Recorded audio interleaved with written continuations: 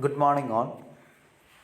ഇപ്പോൾ കഴിഞ്ഞ ക്ലാസ്സിൽ നമ്മൾ ജിയോഗ്രഫിക് ഇൻഫോർമേഷൻ സിസ്റ്റത്തിൻ്റെ ഒരു ഇൻട്രൊഡക്ഷൻ പറഞ്ഞു. എന്താണ് ജിയോഗ്രഫിക് ഇൻഫോർമേഷൻ സിസ്റ്റം, എന്താണ് ജിയോഗ്രഫിക്കൽ ഇൻഫോർമേഷൻ സിസ്റ്റത്തിൻ്റെ ഒബ്ജക്റ്റീവ്സും, എങ്ങനെയാണ് ഒരു ജിയോഗ്രഫിക്കൽ ഇൻഫോർമേഷൻ സിസ്റ്റം ഉണ്ടായത് എന്നിത്യാദി കാര്യങ്ങൾ നമ്മൾ കഴിഞ്ഞ ക്ലാസ് ഡിസ്കസ് ചെയ്തിരുന്നു. ഇന്ന് നമ്മൾ ഡിസ്കസ് ചെയ്യുന്നത് GISൻ്റെ കുറച്ച് ബേസിക്സ് ആണ്. First one is component of GIS. A GIS can be divided into 5 components.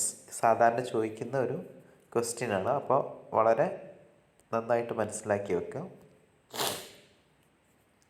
GIS can be divided into 5 components: people, data, hardware, software and procedure. അപ്പോൾ ഏതൊക്കെ കോമ്പണൻസ് എന്ന് ചോദിച്ചാൽ 5 കോമ്പണൻസ് ആണ്: people, data, hardware, software and procedure.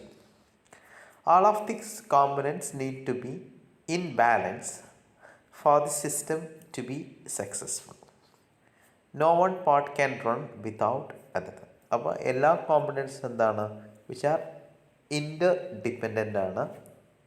So it should run hand to hand. അപ്പോൾ എന്ത് ചെയ്യണം, ഒന്നിനും മറ്റൊന്നില്ലാതെ നിലനിൽപ്പില്ല. പീപ്പിൾ എന്ന് പറഞ്ഞാൽ people are the component who actually make the GIS work. They include a plethora of positions including GIS managers, database administrators, application specialist, system analyst, programmers. They are responsible for maintenance of geographic database and provide technical support. People also need to be educated to make decision on what type of system to use. People associated with GIS can be categorized into viewers, general users, and GIS specialists. Viewers are the public at large whose only need is to browse a geographic data for referential material. This constitutes largest class of users. General users are the people who use GIS to conducting business, performing professional services and making decisions. They include facility managers, resource managers, planners, scientists, engineers, lawyers and business entrepreneurs. And GIS specialists are people who make GIS work.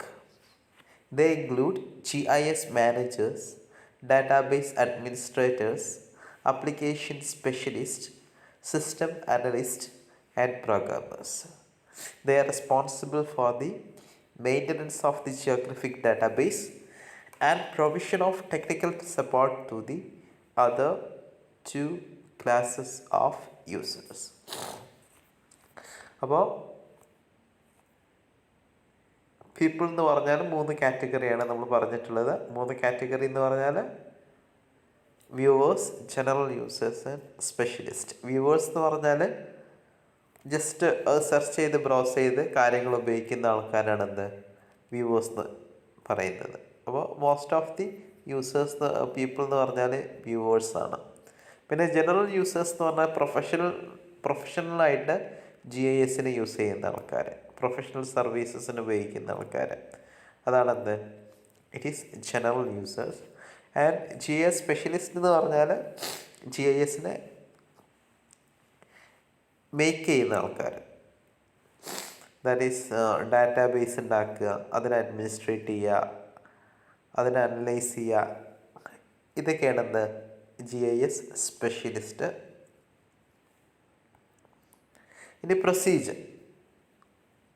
Procedures include how the data will be retrieved, input it into the system, stored, managed, transformed, analysed and finally present in a final output. The procedure are the step taken to answer the question need to be resolved. Procedure എന്ന് പറഞ്ഞാൽ നമ്മൾ സാധാരണ പറയുന്ന പോലെ തന്നെയാണ്. നമ്മളൊരു പ്രോബ്ലത്തിൻ്റെ solution എങ്ങനെയൊക്കെയാണ് കണ്ടുപിടിക്കുന്നത്, അതിനാണ് എന്ത് പറയുന്നത്, പ്രൊസീജിയർ എന്ന് പറയുന്നത്. ഹാർഡ്വെയർ എന്ന് പറഞ്ഞാൽ it consist of technical equipments need to run GIS including a computer system with enough power to run the software, enough memory to store the large amount of data, and input and output devices such as scanners, digitizers, GPS data, loggers, media disk and printers. In the software, there are many different GIS software available today. All the packages must be capable of data input, storage management, transformation analysis, and output. But the appearance, method, resource, and ease of use of the various systems may be very different. Today's software packages are capable of allowing both geographical and descriptive data to be stored in a single database, known as Object Relational Model. Before this innovation, Geo-relational model was used. In this model, geographical and descriptive data sets were handled separately. ഇനി data എന്ന് പറഞ്ഞാൽ perhaps the most time consuming and costly aspect of initiating A GIS is creating A data. നമ്മൾ geographical അല്ലായിട്ടുള്ള data create ചെയ്യണത് ഏറ്റവും വലിയ job GISൽ. There are several things to be considered before acquiring the geographical data. It is crucial to check the quality of the data before obtaining it. നമ്മൾ എന്ത് ചെയ്യണം? Data quality എപ്പോഴും check ചെയ്യണം. Errors in the data set can add many unpleasant and costly hours to implementing GIS, and the result and conclusions of the GIS analysis most likely will be wrong. ഡാറ്റയിൽ എന്തെങ്കിലും വ്യത്യാസം വന്നാൽ നമ്മൾ എടുക്കുന്ന ഡിസിഷനിൽ എന്ത് ചെയ്യും? ഇറേഴ്സ് വരാൻ സാധ്യതയുണ്ട്. അപ്പോൾ നമ്മൾ ഒരു ഡാറ്റ എടുക്കുകയാണെങ്കിൽ it should be done in a quality way. ഇനി സെവറൽ ഗൈഡ് ലൈൻസ് ആണ് ഡാറ്റ അക്വയർ ചെയ്യാനുള്ള. ഒന്ന് ലീനേജ് ആണ്. ലീനേജ് എന്ന് പറഞ്ഞാൽ this is a description of source of material from which the data were derived and the method of derivation including all transformation involved in producing the final digital file. എവിടെ നിന്നാണ് data കിട്ടുന്നത്? അപ്പോൾ correct സോഴ്സിൽ നിന്നായിരിക്കണം എന്ത് ചെയ്യാൻ data കിട്ടുന്നത്. First one. Then positional accuracy. Positional accuracy include measures of horizontal and vertical accuracy of the features in the data set. നമ്മൾ data എടുക്കുന്നതിൻ്റെ geographical positional accuracy വേണം. Then attribute accuracy. An attribute is a fact about some location, set of location or features on the surface of the earth. This information often include measurements such as measurement of some sort such as temperature, elevation, or a label of place name.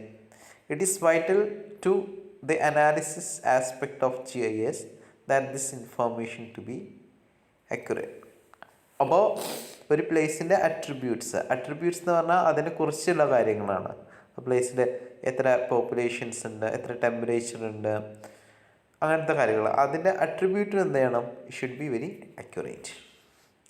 Then logical consistency deals with the logical roots of structures and attributes rule for spatial data and describe the compatibility of data with other data in the set.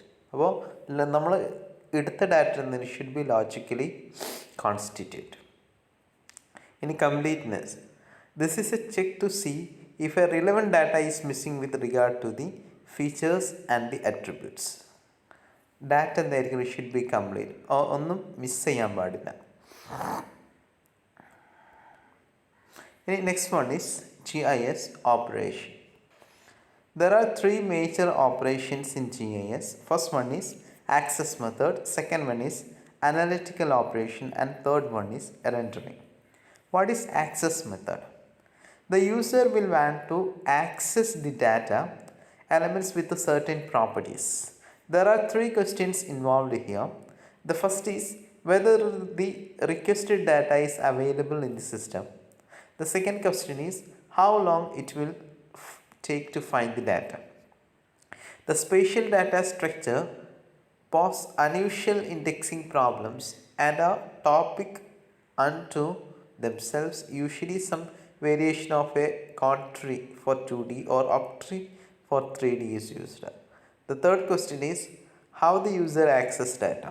The conventional query language SQL is sometimes used. Access method എന്ന് പറഞ്ഞാൽ എങ്ങനെയാണ് ആ ഒരു data ആൾക്കാർ access ചെയ്യുന്നത്. അപ്പോൾ അവിടെ 3 തരം ക്വസ്റ്റ്യൻസ് ആണ് വരുന്നത്. ഒന്ന്, ആ ഡാറ്റ നമ്മൾ ആ സിസ്റ്റത്തിലുണ്ടോ. സെക്കൻഡ് ക്വസ്റ്റ്യൻ എന്ന് പറഞ്ഞാൽ എത്ര സമയം ആ സിസ്റ്റത്തിൽ ആ ഡാറ്റ അവൈലബിൾ ആണ്. തേർഡ് വൺ ഈസ് എങ്ങനെ നമുക്ക് ആ ഡാറ്റ റിട്രീവ് ചെയ്തെടുക്കാൻ പറ്റും. അപ്പോൾ ഈ ഒരു 3 ക്വസ്റ്റ്യൻസിന് ബേസ് ചെയ്തിട്ടാണ് എന്ത് ആക്സസ് മെത്തേഡ് ഫോളോ ചെയ്യുന്നത്. ഇനി analytical operations. Analytical operation allow the user to combine data to produce new data. അപ്പോൾ ഡാറ്റകളൊക്കെ കമ്പൈൻ ചെയ്തിട്ട് എന്ത് ചെയ്യുക, ഒരു പുതിയ ഡാറ്റ ഉണ്ടാക്കാൻ പറ്റുന്ന ഒരു പ്രോസസ്സാണ് അനലിറ്റിക്കൽ ഓപ്പറേഷൻ എന്ന് പറയുന്നത്. The most important operation is overlay of different spatial data set to produce new data. അപ്പോൾ ഇതിൽ മെയിനായിട്ട് അനലിറ്റിക്കലായിട്ട് വരുന്ന ഓവർലേ ഓപ്പറേഷൻസ് ആണ്. അപ്പോൾ ഓവർലേ ഓപ്പറേഷൻസ് നടത്തിയിട്ട് നമുക്ക് എന്ത് ചെയ്യാൻ പറ്റും, we can produce new set of data. For example, a biologist might want to understand the variable effect of population of dolphin. For a given part of the ocean, there may be measurement for water temperature, different fish population including predators, different type of pollution level, etc. The biologist could then try to find correlation. Note that this is a multivariate visualization problem. The analytical operation can also include the computation to produce a new data set. അപ്പോൾ ഇവിടെ ഒരു example പറഞ്ഞിട്ടുള്ളത്, ഒരു ബയോളജിസ്റ്റിന് എന്ത് ചെയ്യണം, അയാൾക്ക് he want to determine the variable effect of population of ഡോൾഫിൻ്റെ പോപ്പുലേഷനെ എങ്ങനെയൊക്കെയാണ് എഫക്റ്റ് ചെയ്യുന്നതെന്ന് മനസ്സിലാക്കണം. അപ്പോൾ അതിനു വേണ്ടി നമ്മൾ അയാൾക്ക് ആ പോപ്പുലേഷൻ, ഡോൾഫിൻ്റെ പോപ്പുലേഷൻ മാത്രം എടുക്കുകയല്ല ചെയ്യേണ്ടത്. He has to take the measurement of water temperature എടുക്കണം, ഡിഫറെൻറ്റ് ഫിഷ് പോപ്പുലേഷൻ, അവിടെ വരുന്ന ഡിഫറെൻറ്റ് ഫിഷ് പോപ്പുലേഷൻ എടുക്കണം, അവിടെ വരുന്ന ഷാർക്കിൻ്റെ പ്രിഡേറ്റേഴ്സിൻ്റെ പോപ്പുലേഷൻ എടുക്കണം, പൊല്യൂഷൻ ലെവൽ എടുക്കണം. അപ്പോൾ ഇതെല്ലാം ഓവർലേ ചെയ്താൽ, ഇതിൻ്റെ എല്ലാം കൊറിലേഷൻ ചെയ്ത് ഓവർലേ ചെയ്താൽ മാത്രമേ എന്ത് ചെയ്യാൻ പറ്റുള്ളൂ, ഈ ഡോൾഫിൻ്റെ പോപ്പുലേഷൻ്റെ വേരിയേഷനെ കുറിച്ച് കൃത്യമായിട്ട് മനസ്സിലാക്കാൻ പറ്റുള്ളൂ. അപ്പോൾ അതാണ് അനലിറ്റിക്കൽ ഓപ്പറേഷൻ. കുറേ ഡാറ്റ ഓവർലേ ചെയ്തിട്ട് നമ്മൾ എന്ത് ചെയ്യുക, ഒരു പുതിയ ഡാറ്റ സെറ്റ് ഉണ്ടാക്കാം. എന്നാൽ നമുക്ക് കൃത്യമായിട്ട് എന്ത് ചെയ്യും, നമുക്ക് കാര്യങ്ങൾ മനസ്സിലാക്കാൻ പറ്റും. ഇനി റെൻഡറിങ് എന്ന് പറഞ്ഞാൽ operation show the data as some sort of map with additional information display. Rendering എന്ന് പറഞ്ഞാൽ നമ്മൾ റിസൾട്ട് എന്ത് ചെയ്യുക, മാപ്പൊക്കെ ആയിട്ട് കാണിക്കുന്ന പ്രോസസ്സിനെയാണ് റെൻഡറിങ് എന്ന് പറയുന്നത്. This is where visualization technique can be applied to GIS. ഇനി നെക്സ്റ്റ് വരുന്നത് മാപ്പ് പ്രൊജക്ഷൻസ് ആണ്. Map projection is a mathematical expression using which 3-dimensional surface of earth is represented in a 2-dimensional plane. നമ്മൾ എർത്തിന് എന്ത് ചെയ്യാം, നമ്മൾ earth ഒരു സ്ഫെറിക്കലാണ്, that is 3-dimensional. ആ 3-dimensional ആയിട്ടുള്ള എർത്തിന് 2-dimensional ആയിട്ട് റെപ്രസെൻറ്റ് ചെയ്യുന്ന പ്രോസസ്സിനാണ് എന്ന് പറയുന്നത് മാപ്പ് പ്രൊജക്ഷൻ എന്ന് പറയുന്നത്. The process of projection result in distortion of one or map properties such as shape, size, area. അപ്പോൾ 3Dനെ 2Dയിലാക്കുമ്പം അതിൻ്റെ ഏതെങ്കിലും ഒരു പ്രോപ്പർട്ടി ഉണ്ടെങ്കിൽ ഇറ്റ് വിൽ ചേഞ്ച്. ഏതെങ്കിലും എന്ന് പറഞ്ഞാൽ ഇറ്റ് മേ ബി സൈസ് ആയിരിക്കാം, ഷേപ്പ് ആയിരിക്കാം, ഓർ ഡയറക്ഷൻ ആയിരിക്കാം. ഇനി നമുക്ക് ക്ലാസിഫിക്കേഷൻസ് ഓഫ് മാപ്പ് പ്രൊജക്ഷൻസ് ആണ്. മാപ്പ് പ്രൊജക്ഷൻസ് ആർ, അത് സാധാരണ ചോദിക്കുന്ന ഒരു ക്വസ്റ്റ്യൻസ് ആണ്, അപ്പോൾ നന്നായിട്ട് മനസ്സിലാക്കുക. Classification are based on classification criteria എന്ന് പറഞ്ഞാൽ മെത്തേഡ് ഓഫ് കൺസ്ട്രക്ഷൻ ഉണ്ട്, ഡെവലപ്മെൻറ്റ് സർഫസ് ഉണ്ട്, പ്രൊജക്ഷൻ പ്രോപ്പർട്ടീസ് ഉണ്ട്, and position of light source ഉണ്ട്. മെത്തേഡ് ഓഫ് കൺസ്ട്രക്ഷനെ ബേസ് ചെയ്തിട്ട് it is perspective projection. Perspective projection എന്ന് പറഞ്ഞാൽ this are projection are made with the help of shadow cast from an illuminated globe on to a developable surface. ഇനി non perspective projection എന്ന് പറഞ്ഞാൽ this projection do not use shadow cast from an illuminated globe on to a developable surface. A developable surface is only assumed to be covering the globe and the construction of the projection is done using the mathematical calculation. അപ്പോൾ perspective projection എന്ന് പറഞ്ഞാൽ shadow cast ചെയ്തിട്ട് ഒരു illuminated body വെച്ചിട്ട് illuminated globe ഉപയോഗിച്ചിട്ട് shadow cast ചെയ്യുന്ന പ്രോസസ്സാണ് എന്താ പെർസ്പെക്റ്റീവ് പ്രൊജക്ഷൻ എന്ന് പറഞ്ഞാൽ. നോൺ പെർസ്പെക്റ്റീവ് എന്ന് പറഞ്ഞാൽ നമ്മൾ ഷാഡോ കാസ്റ്റ് ചെയ്യാതെ ചെയ്യുന്ന പ്രോസസ്സാണ് എന്താ നോൺ പെർസ്പെക്റ്റീവ് എന്ന് പറയുന്നത്. ഇനി ഡെവലപ്മെൻറ്റ് സർഫസിനെ ബേസ് ചെയ്തിട്ട് projection transform the coordinate of earth into a surface that can be flatten to a plane without distortion, that is cylindrical projection. Well, it can be visualized as a cylinder wrapped with the globe. Once the graticules is projected into the cylinder is open to get grid-like pattern of latitudes and longitudes. The latitude, meridian and longitude parallels appears as straight lines. Length of equator on cylinder is equal to the length of the equator. Therefore, it is suitable for showing equatorial region. ഇനി development surface എന്ന് പറഞ്ഞാൽ projection transform the coordinate of earth onto a surface that can be flatten to a plane. എന്ത് ചെയ്യുക, ഈ projections പ്ലെയിനിലോട്ടാക്കാൻ പറ്റുന്ന രീതിയിൽ എന്ത് ചെയ്യുക, സർഫസ് ക്രിയേറ്റ് ചെയ്യുക. അതാണ് ഡെവലപ്മെൻറ്റ് സർഫസ് എന്ന് പറയുന്നത്. അതിൻ്റെ ഒരു എക്സാമ്പിളാണ് സിലിണ്ടർ. സിലിണ്ടറിന് നമുക്ക് എന്ത് ചെയ്യാൻ പറ്റും, അതിനെ നമ്മൾ ഷാഡോ കാസ്റ്റ് ചെയ്തിട്ട് അതിനെ നമ്മളൊന്ന് നിവർത്തി കഴിഞ്ഞാൽ, നമ്മൾ നേരത്തെ പെർസ്പെക്റ്റീവ് പ്രൊജക്ഷൻ ചെയ്തു. പെർസ്പെക്റ്റീവ് പ്രൊജക്ഷൻ എന്ന് പറഞ്ഞാൽ നമ്മൾ ഗ്ലോബിൻ്റെ നടുവിലൊരു ബൾബ് ഇട്ടുക, ഗ്ലോബിൻ്റെ നടുവിലൊരു ബൾബ് ഇട്ട് കഴിഞ്ഞാൽ അതെന്ത് ചെയ്യും, ഒരു സർഫസിൽ ഷാഡോ വരുത്തും. അപ്പോൾ ഈ ഷാഡോ ഉപയോഗിച്ചിട്ട് നമുക്ക് എന്ത് ചെയ്യാൻ പറ്റും, മാപ്പിനെ ക്രിയേറ്റ് ചെയ്യാൻ പറ്റും. അതാണ് പെർസ്പെക്റ്റീവ് പ്രൊജക്ഷൻ എന്ന് പറയുന്നത്. അപ്പോൾ ഈ ഷാഡോ വരുന്ന സർഫസാണെന്ത് ഡെവലപ്മെൻറ്റ് സർഫസ് എന്ന് പറയുന്നത്. അപ്പോൾ ഈ ഡെവലപ്മെൻറ്റ് സർഫസ് എന്ന് പറഞ്ഞാൽ അത് ഫ്ലാറ്റൻ ചെയ്താൽ നമുക്ക് എന്ത് ചെയ്യാൻ പറ്റും, ആ സർഫസ് ഫ്ലാറ്റൻ ചെയ്താൽ നമുക്ക് ഒരു പ്ലെയിൻ സർഫസായിട്ട് കിട്ടും. അതിൻ്റെ ഒരു എക്സാമ്പിളാണ് സിലിണ്ട്രിക്കൽ പ്രൊജക്ഷൻ ഉദ്ദേശിച്ചത്. ഇവിടെ നിങ്ങൾക്ക് ചിത്രം കണ്ടാൽ മനസ്സിലാവും. ഇതാണ് ഗ്ലോബ്. ഈ ചിത്രം കണ്ടാൽ നിങ്ങൾക്ക് കൂടുതൽ മനസ്സിലാവും. ഇതാണ് ഗ്ലോബ്. ഇതിനെ നമ്മൾ ഷാഡോ പാസ് ചെയ്യുന്ന സിലിണ്ടറാണിത്. അപ്പോൾ ഇതിനെ നമ്മൾ ഇലുമിനേറ്റ് ചെയ്ത് ഇതിൽ ഷാഡോ എന്ത് വരും, ഈ സർഫസിൽ വരും, ഈ സിലിണ്ട്രിക്കൽ സർഫസിൽ വരും. ഷാഡോ എന്ത് ചെയ്യും, ഈ സിലിണ്ട്രിക്കൽ സർഫസിൽ വരും. അപ്പോൾ ഈ സിലിണ്ട്രിക്കൽ സർഫസിൽ വന്ന് സിലിണ്ടറിനെ നമുക്ക് എന്ത് ചെയ്താൽ മതി, ജസ്റ്റ് ഒന്ന് നിർത്തിയാൽ നമുക്ക് കിട്ടുന്ന പ്രൊജക്ഷനാണിത്. ദാറ്റ് ഈസ് മാപ്പ് നമുക്ക് ഇങ്ങനെ കിട്ടും. അപ്പോൾ ഇതിലുള്ള ലോഞ്ചിറ്റ്യൂഡ് എന്ന് പറഞ്ഞാൽ ഇതാണ്, ഈ വെർട്ടിക്കലായിട്ടുള്ള ലൈനിന് നമ്മൾ ലോഞ്ചിറ്റ്യൂഡ് എന്ന് പറയുന്നത്. ഇതിന് ലാറ്റിറ്റ്യൂഡ്സ്. ഈ നെറ്റ്വർക്കിനെ പറയുന്ന പേരാണെന്ന് ഗ്രാറ്റിക്യൂൾസ് എന്ന് പറയുന്നത്. അപ്പോൾ ഇതിൽ പറയുന്നത് length of the equator on the cylinder is equal to the length of equator. Therefore, it is suitable showing equatorial region. Cylindrical projections മെയിനായിട്ട് ഉപയോഗിക്കുന്നത് to show the equatorial regions ആണ്.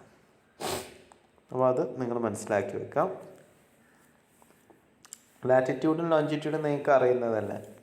ലാറ്റിറ്റ്യൂഡ് എന്ന് പറഞ്ഞാൽ നമ്മൾ ഒരു ഗ്ലോബ് എടുത്താൽ ഹൊറിസോണ്ടലായിട്ട് ഇങ്ങനെ കാണുന്നതാണ് എന്ത് ലാറ്റിറ്റ്യൂഡ്സ്. ഇതാണ് ഗ്ലോബ് ഇങ്ങനെ കാണുന്നത്. ഇങ്ങനെ കാണുന്ന വേർട്ടിക്കലായിട്ടുള്ളതാണ് എന്ത് ലോഞ്ചിറ്റ്യൂഡ്സ്.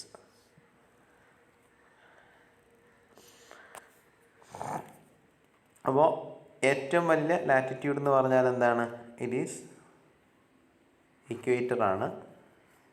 ഏറ്റവും വലിയ ലോഞ്ചിറ്റ്യൂഡ് എന്താണ്, ഇറ്റ് ഈസ് പ്രൈം മെറിഡിയൻ ആണ്. ഇതൊക്കെ നമ്മൾ വളരെ വിശദമായിട്ട് ഇത് കഴിഞ്ഞിട്ട് പഠിക്കുന്നുണ്ട്. ജസ്റ്റ് ഒന്ന് പറഞ്ഞു എന്നുള്ളൂ. അപ്പോൾ ഇതിൻ്റെ ഗ്രാറ്റിക്യൂൾ എന്ന് പറഞ്ഞാൽ it is a network of latitudes and longitudes. അപ്പോൾ സിലിണ്ട്രിക്കൽ പ്രൊജക്ഷനിൽ നമുക്ക് ലാറ്റിറ്റ്യൂഡും ലോഞ്ചിറ്റ്യൂഡിനും കിട്ടുന്നത് ആസ് സ്ട്രൈറ്റ് ലൈൻസ് ആണ്. And it is best in showing the equatorial regions. അത് നിങ്ങൾ മനസ്സിലാക്കി വെക്കുക. നെക്സ്റ്റ് വരുന്നതാണ് ഡെവലപ്മെൻറ്റ് സർഫസ് ആണ് conic projection. It can be visualized as a cone placed on the globe. നമ്മൾ നേരത്തെ സിലിണ്ടറിന് പകരം എന്ത് ചെയ്യുക, കോണിനെ പ്ലേസ് ചെയ്യുക. After projecting the graticules into the cone is cut along the meridian and unfold. The parallel appears as arcs with a pole and meridians as straight lines that covers the same point. This can represent only hemisphere. ഹെമിസ്ഫിയറിലാണ് ഇത് കൂടുതൽ represent ചെയ്യാൻ പറ്റുള്ളൂ. Northern and southern. suitable for representing middle latitude. Middle latitude represent ചെയ്യാണെന്ന് നമ്മൾ സാധാരണ conic projections ഉപയോഗിക്കുന്നത്. അപ്പോൾ ഇത് നോക്കിയാൽ നിങ്ങൾക്ക് മനസ്സിലാവും. നമ്മൾ ഇലുമിനേറ്റഡ് ഗ്ലോബിനെ കവർ ചെയ്യുന്നത് കോണാണ്. ടാൻജൻ്റ് ആവാം, ജസ്റ്റ് ഒന്ന് ടച്ച് ചെയ്യാം, ലൈക്ക് സീക്കൻ്റ് ആവാം. സീക്കൻ്റ് എന്ന് പറഞ്ഞാൽ അതിൻ്റെ ഉള്ളിലൂടെ പോകുന്നതാണ് ഇത് സീക്കൻ്റ്. ഇനി ഇതിനെ ഇലുമിനേറ്റ് ചെയ്ത് നമ്മൾ ഇതിനെ ഇലുമിനേറ്റ് ചെയ്ത് കാണുന്നതാണ് എന്ത്, ഇലുമിനേറ്റ് ചെയ്ത് അതിനെ ഡെവലപ്പ് ചെയ്താണ് ഇത്. പാരലൽസ് എന്ന് പറഞ്ഞാൽ മെറിഡിയനാണെന്ത്, ഈ കാണുന്ന കോൺസെൻട്രിക് സർക്കിൾസ് മെറിഡിയനും ദെൻ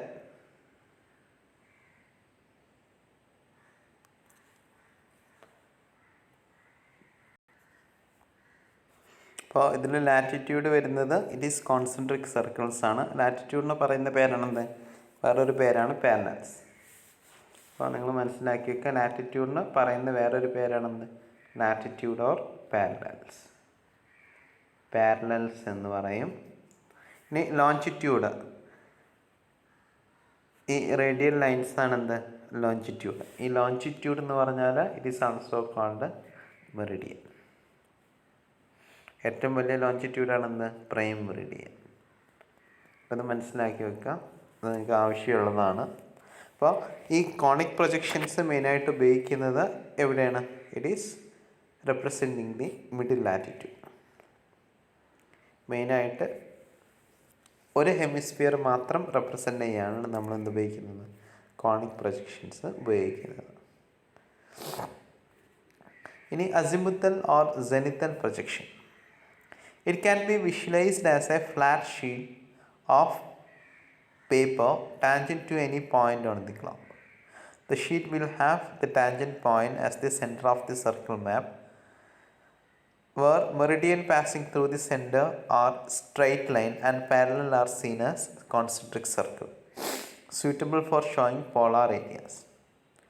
ഇനി ജസ്റ്റ് ഒരു പേപ്പർ വെക്കാം ഗ്ലോബിൻ്റെ മേലെ, ജസ്റ്റ് ടാൻജൻ്റ് ആയിട്ട് വെച്ചിട്ട് അതിനെ ഇലുമിനേറ്റ് ചെയ്ത് കിട്ടുന്നതാണത് ഇറ്റ് ഈസ് അസിമുത്തൽ പ്രൊജക്ഷൻ എന്ന് പറഞ്ഞാൽ. നമുക്ക് ഗ്ലോബിൻ്റെ എവിടെയും ടച്ച് ചെയ്ത് വെക്കാം, എന്നിട്ട് അതിനെ പ്രൊജക്റ്റ് ചെയ്ത് കിട്ടുന്ന മാപ്പാണെന്ത്, it is azimuthal or zenithal projection എന്ന് പറയുന്നത്. ഇറ്റ് ഇപ്പോൾ സ്യൂട്ടബിൾ എന്ന് പറഞ്ഞാൽ it is suitable for showing the polar areas. അപ്പോൾ ഓരോന്നിൻ്റെ സ്യൂട്ടബിലിറ്റി കൃത്യമായിട്ട് നിങ്ങളൊന്ന് മനസ്സിലാക്കണം. നമ്മൾ സിലിണ്ട്രിക്കൽ പ്രൊജക്ഷൻ ഇക്വറ്റോറിയൽ ഏരിയ ആയിരുന്നു, കോണിക്കൽ പ്രൊജക്ഷൻ മിഡിൽ ലാറ്റിറ്റ്യൂഡ് ആയിരുന്നു.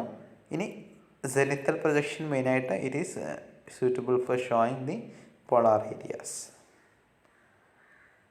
ഇങ്ങനെ ആയിരിക്കും എന്ത് വരിക, നമ്മൾ പ്രൊജക്ഷൻ വരിക.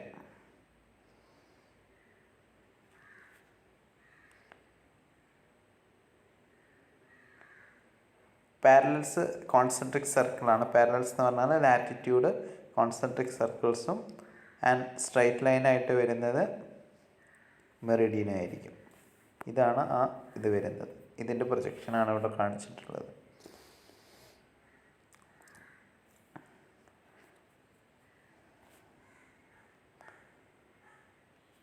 അപ്പോൾ ഇന്ന് ഇത്ര കാര്യങ്ങളെ നമ്മൾ ഡിസ്കസ് ചെയ്യുന്നുള്ളൂ. അപ്പോൾ നിങ്ങൾ ഇന്നത്തെ ക്ലാസ്സിൽ മെയിനായിട്ട് മനസ്സിലാക്കേണ്ടത് എന്താണ് മാപ്പ് പ്രൊജക്ഷൻ.